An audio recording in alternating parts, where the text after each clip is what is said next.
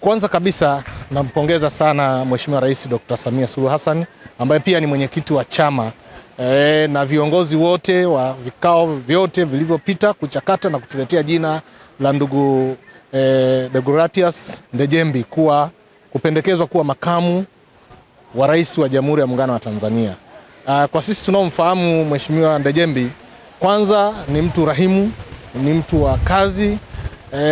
Lakini pia kwa sisi tunasema ni kijana mwenzetu. Sisi ni vijana ambao sasa tunaelekea uzeeni. Kwa hiyo kwa maana ya age mate wetu huyu, sisi tumefurahi sana sana kwa sababu tunajua uwezo wake ni mkubwa, ameandaliwa.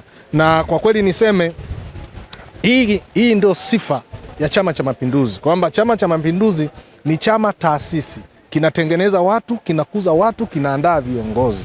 Ukifuatilia historia ya Deo Ndejembi, ameanzia ngazi ya umoja wa vijana, akaja chama, akaja serikalini, akafanya serikalini, mkuu wa wilaya, naibu waziri, waziri, leo makamu wa rais. Hiyo ndio sifa na ndio siri ya uhai wa Chama cha Mapinduzi, kwamba inaandaa watu. Na sasa utaona kwenye kundi letu sasa mwenzetu amechomolewa, ameenda kuwekwa pale kuwa makamu wa rais. Haya ni maandalizi ya kuandaa. Ndio maana Chama cha Mapinduzi bado kwa kweli ni kigumu kutoka madarakani, kwa sababu mifumo yake inategemea watu walioko kwenye chama.